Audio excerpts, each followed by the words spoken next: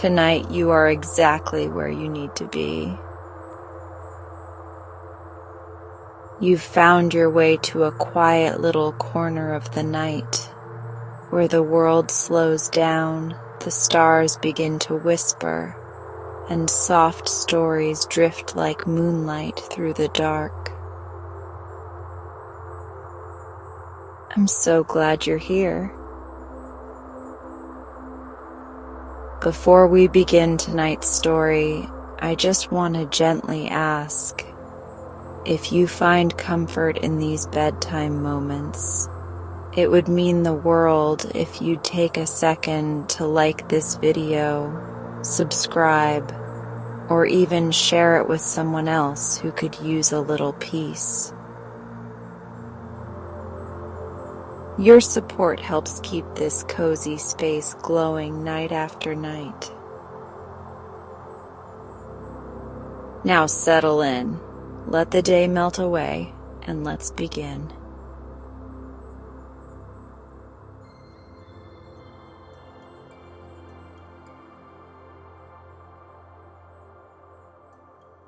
Long, long ago, there lived an old man and his wife who had 3 sons. The eldest was called Martin, the second Michael, while the third was named Jack. One evening they were all seated round the table, eating their supper of bread and milk. "Martin," said the old man suddenly, "I feel that I cannot live much longer. You, as the eldest, will inherit this hut, but if you value my blessing, be good to your mother and brothers." "Certainly, father. How can you suppose I should do them wrong?" replied Martin indignantly, helping himself to all the best bits in the dish as he spoke. The old man saw nothing, but Michael looked on in surprise, and Jack was so astonished that he quite forgot to eat his own supper. A little while after, the father fell ill, and sent for his sons, who were out hunting, to bid him farewell. After giving good advice to the 2 eldest, he turned to Jack. "My boy," he said, "you have not got quite as much sense as other people, but if heaven has deprived you of some of your wits, it was given you a kind heart. Always listen to what it says, and take heed to the words of your mother and brothers, as well as you are able." So saying, the old man sank back on his pillows and died. The cries of grief uttered by Martin and Michael sounded through the house, but Jack remained by the bedside of his father, still and silent, as if he were dead also. At length he got up, and going into the garden, hid himself in some trees and wept like a child, while his 2 brothers made ready for the funeral. No sooner was the old man buried than Martin and Michael agreed that they would go into the world together to seek their fortunes, while Jack stayed at home with their mother. Jack would have liked nothing better than to sit and dream by the fire, but the mother, who was very old herself, declared that there was no work for him to do, and that he must seek it with his brothers. So, one fine morning, all 3 set out. Martin and Michael carried 2 great bags full of food, but Jack carried nothing. This made his brothers very angry, for the day was hot and the bags were heavy, and about noon they sat down under a tree and began to eat. Jack was as hungry as they were, but he knew that it was no use asking for anything, and he threw himself under another tree and wept bitterly.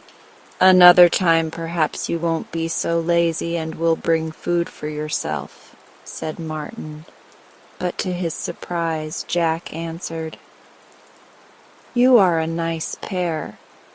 You talk of seeking your fortunes so as not to be a burden on our mother, and you begin by carrying off all the food she has in the house." This reply was so unexpected that for some moments neither of the brothers made any answer. Then they offered their brother some of their food, and when he had finished eating, they went their way once more.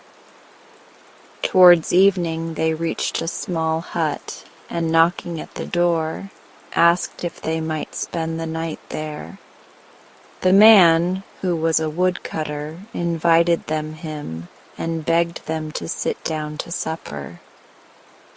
Martin thanked him, but being very proud, explained that it was only shelter they wanted, as they had plenty of food with them, and he and Michael at once opened their bags and began to eat, while Jack hid himself in a corner.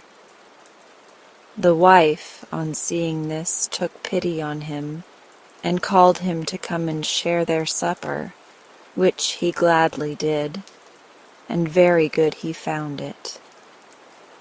At this, Martin regretted deeply that he had been so foolish as to refuse, for his bits of bread and cheese seemed very hard when he smelt the savory soup his brother was enjoying. "He shan't have such a chance again," thought he, and the next morning he insisted on plunging into a thick forest where they were likely to meet nobody. For a long time they wandered hither and thither, for they had no path to guide them, but at last they came upon a wide clearing, in the midst of which stood a castle. Jack shouted with delight, but Martin, who was in a bad temper, said sharply, "We must have taken a wrong turning. Let us go back."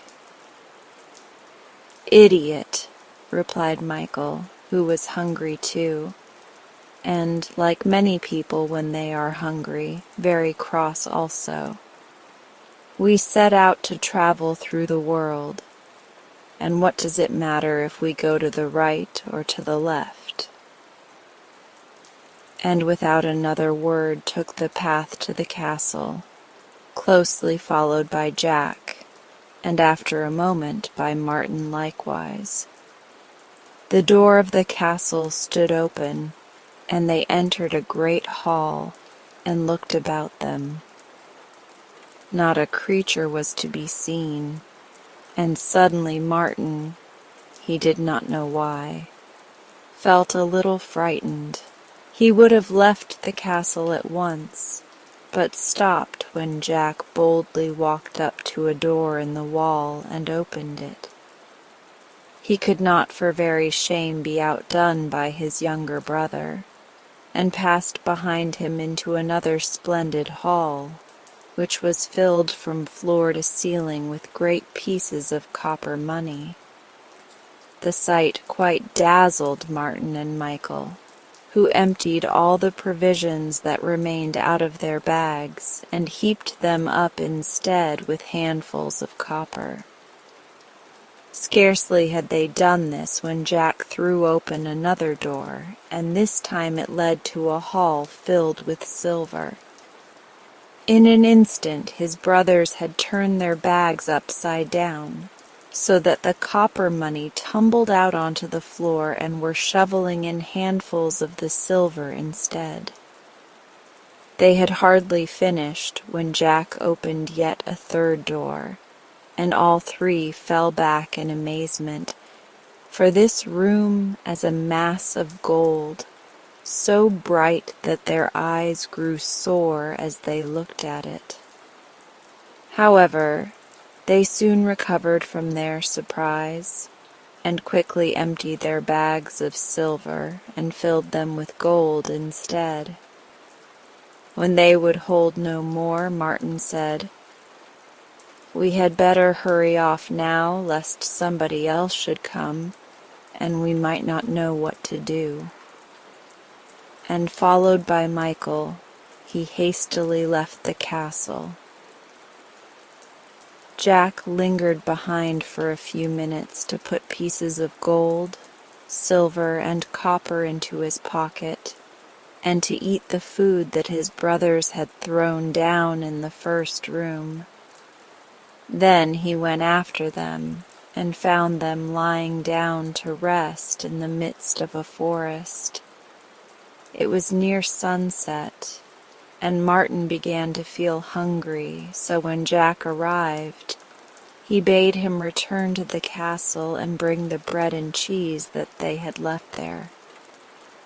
"It is hardly worth doing that," answered Jack, "for I picked up the pieces and ate them myself." At this reply, both brothers were beside themselves with anger, and fell upon the boy, beating him and calling him names till they were quite tired. "Go where you like," cried Martin with a final kick, "but never come near us again." And poor Jack ran weeping into the woods. The next morning his brothers went home and bought a beautiful house where they lived with their mother like great lords. Jack remained for some hours in hiding, thankful to be safe from his tormentors. But when no one came to trouble him and his back did not ache so much, he began to think what he had better do. At length he made up his mind to go to the cast and take away as much money with him as would enable him to live in comfort for the rest of his life. This being decided, he sprang up and set out along the path which led to the castle. As before, the door stood open, and he went on till he had reached the Hall of Gold, and there he took off his jacket and tied the sleeves together so that it might make a kind of bag. He then began to pour in the gold by handfuls, when, all at once, a noise like thunder shook the castle. This was followed by a voice, hoarse as that of a bull, which cried, "I smell the smell of a man." And 2 giants entered. "So, little worm, it is you who steal our treasures," exclaimed the biggest. "Well, we have got you now, and we will cook you for supper." But here the other giant drew him aside, and for a moment or two they whispered together. At length the first giant spoke. "To please my friend, I will spare your life on condition that, for the future, you shall guard our treasures. If you are hungry, take this little table and rap on it, saying as you do so, 'The dinner of an emperor,' and you will get as much food as you want."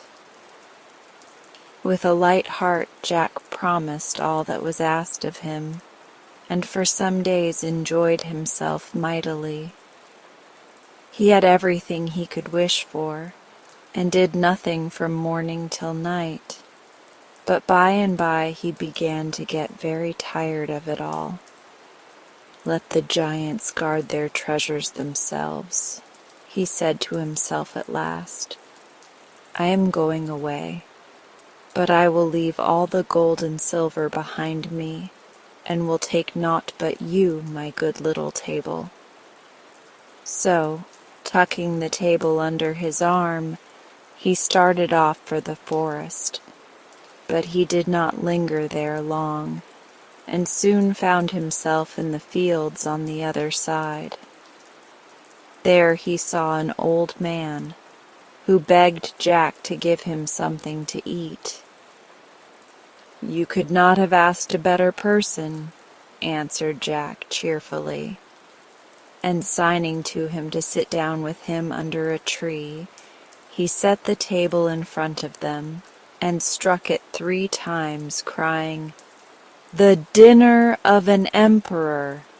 He had hardly uttered the words when fish and meat of all kinds appeared on it. "That is a clever trick of yours," said the old man, when he had eaten as much as he wanted. "Give it to me in exchange for a treasure I have which is still better. Do you see this cornet? Well, you have only to tell it that you wish for an army, and you will have as many soldiers as you require." Now, since he had been left to himself, Jack had grown ambitious. So, after a moment's hesitation, he took the cornet and gave the table in exchange. The old man bade him farewell, and set off down one path, while Jack chose another, and for a long time he was quite pleased with his new possession. Then, as he felt hungry, he wished for his table back again, as no house was in sight, and he wanted some supper badly. All at once he remembered his cornet, and a wicked thought entered his mind. "200 hussars forward!" cried he, and the neighing of horses and the clanking of swords were heard close at hand. The officer who rode at their head approached Jack, and politely inquired what he wished them to do. "A mile or two along that road," answered Jack, "you will find an old man carrying a table. Take the table from him and bring it to me." The officer saluted and went back to his men, who started at a gallop to do Jack's bidding. In 10 minutes they had returned, bearing the table with them. "That is all, thank you," said Jack, and the soldiers disappeared inside the cornet. Oh, what a good supper Jack had that night, quite forgetting that he owed it to a mean trick. The next day he breakfasted early, and then walked on towards the nearest town. On the way thither he met another old man who begged for something to eat. "Certainly you shall have something to eat," replied Jack, and placing the table on the ground he cried, "The dinner of an emperor," when all sorts of food dishes appeared. At first the old man ate quite greedily and said nothing, but after his hunger was satisfied, he turned to Jack and said, "That is a very clever trick of yours. Give the table to me and you shall have something still better." "I don't believe that there is anything better," answered Jack. "Yes, there is. Here is my bag. It will give you as many castles as you can possibly want." Jack thought for a moment. Then he replied, "Very well, I will exchange with you." And passing the table to the old man, he hung the bag over his arm. 5 minutes later he summoned 500 lancers out of the cornet, and bade them go after the old man and fetch back the table. Now that by his cunning he had obtained possession of the 3 magic objects, he resolved to return to his native place. Smearing his face with dirt and tearing his clothes so as to look like a beggar, he stopped the passers-by and, on pretense of seeking money or food, he questioned them about the village gossip.